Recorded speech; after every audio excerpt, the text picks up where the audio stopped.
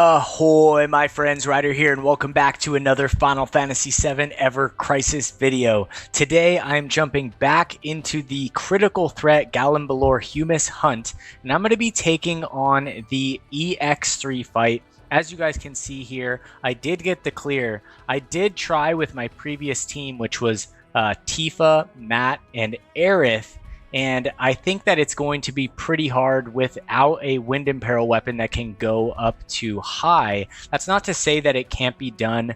I've only tried this fight a few times before I opted for swapping out Tifa for Sephiroth.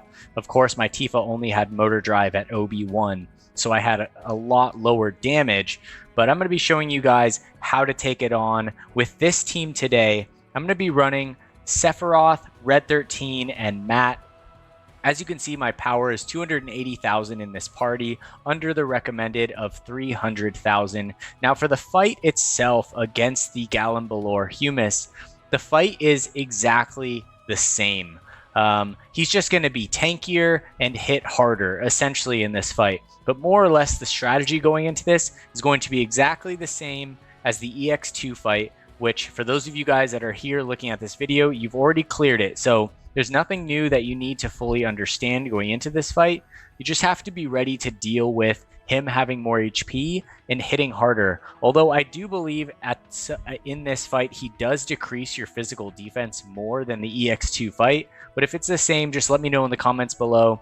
Any extra details that you guys have is always helpful in the comments. If you guys beat it with a different team, please share your strategy setup so that we as a community can come together and help other players get this clear. We all have different accounts, so it's important that we come together and, you know, help each other all get the clear as much as possible. Now, for those of you that may not have the right necessary equipment, if you guys haven't, I highly recommend coming to join the Curseborn Discord. It is our Discord server. We have a ton of players in there. A lot of them are really solid free-to-play players that can help put together strategies, and we can kind of like work together and brainstorm to figure out what strategies will actually work on these fights. So if you're looking for a community like that to help you get on these runs, I do recommend coming and joining. There is an invitation link in the description of all my videos. Now that being said, let's get into my actual build for this team. I'm going to be running Sephiroth, Red 13, and Matt. Now let's go over the front end of the video the front end of the build before I show you guys the back. All right, so Sephiroth's going to be running his Dark Harbinger costume, the Wind Mastery. I am running Heliacal Rising here, mostly just for the speed cast on the limit break interruptions. So super nice to have those quick casting limit breaks. Dark Heavens here is going to be level 90 OB10. I do have the Torn Wing here at level 90 just for a little bit of backup on the physical defense down that we are going to get in the fight. He's not really going to have to use it, and I do have his new weapon here. I just haven't leveled it up yet. It's only at level 20. So actually, you know what? Let's see here. Physical attack, mid. You know what? Let's just slot it. Let's just slot it in here at level 20. I'm not going to level it up at all. You can run the Torn Wing. I just beat it with the Torn Wing, so I've actually never used this weapon. So we're going to drop it in here at level 20. Funny how my attack power went up from 280,000 to 286 when I had an OB10 weapon in there, level 90. Dropped this thing in at level 20, base 5 stars, goes up 6,000 power. So that makes no freaking sense to me, but it is what it is. All right, so moving on to Red 13, I am running him the Rubber Harness, so heal and physical defense. Essentially, Red 13 is just going to be breaking sigils and imperiling in this entire fight, guys. Matt is going to take care of the physical defense up and the healing, so Red 13 is just going to be doing essentially the exact same thing. So I'm not really too focused on him for damage. He can do the Cure All with this slot, but I am happy that I did use my weapon parts on him to get this weapon, because this weapon is absolutely super handy in this fight. It's not a necessity. You can definitely still do it with Aerith's Floral Rod, but this weapon with the Diamond Sigil Break really shines in this fight. Now I am running him Lunatic High on the limit break right here, which I'm not sure actually pairs with Matt's gigantic shield, this one actually goes mid to high, and this one goes mid to high. So actually, they can be casted together in order to get high potency buff on either physical or magic defense right there. So it's actually kind of an interesting combo. I've never really used that before to get the high potency on the limit break stack. But I am running the silver collar here, and I'm also running the platinum collar for a little bit of regen just in case I need it. Now, last but not least, we have Matt. He is running the elite uniform, healing and physical defense right there. Gigantic shield barrier. Centipede, we're going to have that at, I believe, OB4. And then also I'm going to be running the bramble spine here for the physical attack up to Sephiroth. Now, I was running this before I put on this weapon right here. He's going to be taking care of the physical attack up to himself. I don't believe this one goes to high. It does go to high, so I can use this to bump his own buff from mid to high. All right, other than that, for the materia, the only thing that I have set without looking at for stat sticks are essentially an Aurora Blow on Sephiroth, an Aurora Blow on Red 13, and an Aurora on Matt right here.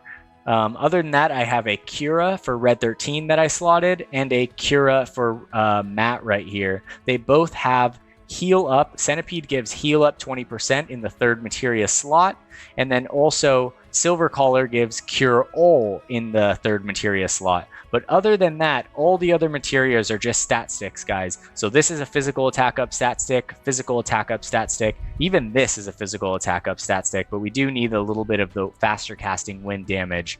This is also physical attack up. And then for Matt, all of his are going to be healing focused materias.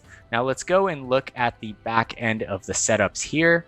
All right, so for Sephiroth, we're looking at 112,000 power, 7.9k HP, 4.5k physical attack. He's got 113 physical defense. Now going into the back end, he's got HP at level 3, physical attack, a dominant at level 7, attack at 3. Now we've got some wind potency at 5. We've got the wind mastery from the costume and the physical attack all allies right here, which is super important.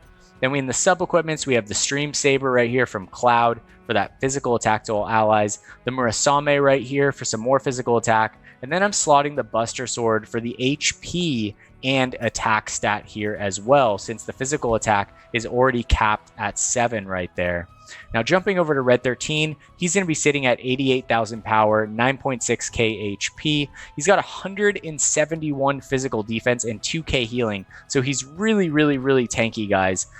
He's got HP at 4, physical defense at 4, healing at 6, boost physical ability potency at 3, and some buff debuff extension up to level 1 right here.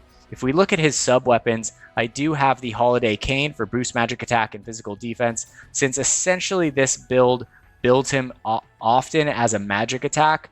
But honestly, because both of these weapons are actually magic focused weapons, but you could run him physical attack. As you can see, since they're both the same right here, I opted to go with an Aurora Blow.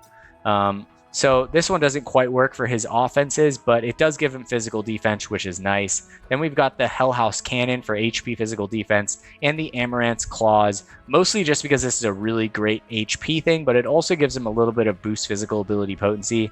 But honestly, in this fight, he's not really doing much damage, so anything that you can put to either boost his HP, physical defense, or healing right there is going to be just fine.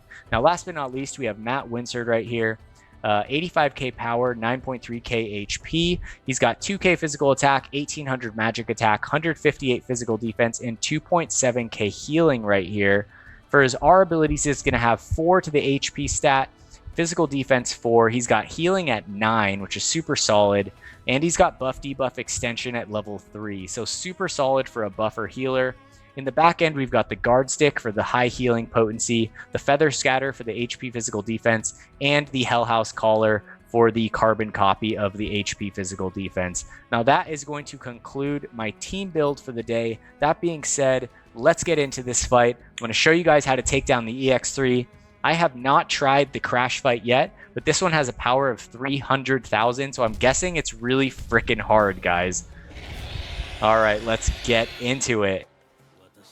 All right, so right off the bat, he's going to start with Irate. He's going to have that Diamond Sigil Break. It is breakable without a Diamond Sigil Breaking weapon, but it is going to be tough to do that. All right, so I'm just going to roll through right here, and then boom, he's fully imperiled. we're just going straight into damage right here with Sephiroth. And essentially, Red 13 is just going to be keeping that Imperil up the entire fight. When this wears off, guys, I'm going to switch over to defense because he's about to rush right here. All right, so make sure you block once that interruption goes away. Okay, now I'm just going to sit on Matt for a second just to get off this heal. All right, the moment that that is done, all right, I'm going to switch back over to Red 13, and we're going to start to re-imperil him. He took up his wind resistance to tier 3, so we need to get this all the way down as fast as we can, all right, while doing as much damage as we can to get a little bit of a reprieve in the damage here. All right, there we go, and that is going to pause it right there. All right, Sephiroth is going to keep on doing damage at the same time, and Red 13, or Matt, is just going to save up ATB right here. I think I might actually just drop one of those heals, and I'm going to cast Theatrical Strike on Sephiroth. All right, so we didn't quite get off Sephiroth's hit, but we are looking good right here. Matt's almost ready to heal again. All right, so let's go. We'll go for the Theatrical Strike. Matt is going to use Recovery Circle right here. And I'm going to interrupt his next attack just to slow him down a little bit with Heliacal Rising. All right, that's my favorite thing about having the fast casting limit breaks, guys. All right, so boss successfully interrupted. We are going to very quickly imperil him once again. All right, and now Sephiroth is going to go straight back to damage. Matt is going to boost Sephiroth's physical attack right here, and he is looking solid. High tier physical attack buff. The Wind Imperil is at max. We are looking really good right here. Okay, he is going to cast 2 single target hits on Sephiroth while he's charging up this attack right here. All right, here we go. And let's just get this off. I think I might be able to get off 1 cure. Ooh, lucky, lucky, lucky. All right, here we go. So he is always going to target your main damage dealer. At least that's from what I've seen so far. Once we get to his next Sigil Break right here, guys, I'm just going to spam Rolling Claw with Red 13. Let the others do what they need to do. All right, here we go. Sephiroth's HP is low, but I'm not too worried about it right now. We're just going to slowly break this guy's sigils. We'll heal him in a second here. All right, making sure we're keeping that Imperil as high as possible. And we're about to break through it right now. There we go. Switching back over to Sephiroth. Theatrical Strike. We're going to Stalwart Bravery on Sephiroth right after Gat. Get him fully buffed up, and then just go back to the damage right here. All right, boom, boom, boom. Make sure we get in a nice little heal right here. And perfect timing for the rush that's coming right frickin' now. All right, so there we go. Okay, I'm going to get off 1 heal while we're in the blue right here. Okay, and then before he does anything, I'm going to try and interrupt him 1 at a time right here on his next set of attacks. So let's wait for him to do something right here. All right, he's going to start. I'm just going to do 1 limit break at a time, and we're just going to chain interrupt him right here in order to just blast through to the end of this fight. All right, so there's the first one. Switching over to Red 13 and Sephiroth, get off those 2 hits right there. All right, wait for the hits, and then throw the second limit break. We're going to interrupt him again. I imagine at this point in time, the boss is getting pretty freaking pissed, but that's the thing about those quick casting limit breaks. They are super, super, super healthy, guys, or helpful. All right, and I think I'm not going to be able to get off this one right here. Okay, so now we're just going to be full-blown going for the kill right here, if we can. All right, so hopefully we can get it off before this meteor right here, guys. We'll see how it goes. Okay, it's not going to quite get off, so I'm going to throw the heal right here. And I'll toss the gigantic shield just for safe measure. We're at the very end of the fight. That's going to take our physical defense buff to max. And we are going to block the meteorite cluster right here. All right, so looking super good. And basically after that, guys, we are just going for the damage, and we are going to take this guy out to the end. All right, I'm even going to do some damage here with Matt, and it is about to be over right here. Let's take this limit break finishing kill right here. Hopefully. And that is going to be the EX3 fight. So not ultra terribly hard, but that's the thing with this game. If you have the right things, even if they're not super high OB levels, if you have the utility unlocked, then a lot of the fights are definitely more doable. Now, I think that because he raises his wind resistance, you know, Aerith's Floral Rod has a slow cast time, and it goes low to mid until you get it OB6, so that could be super difficult, but Red 13's weapon just honestly makes this fight so much more chill.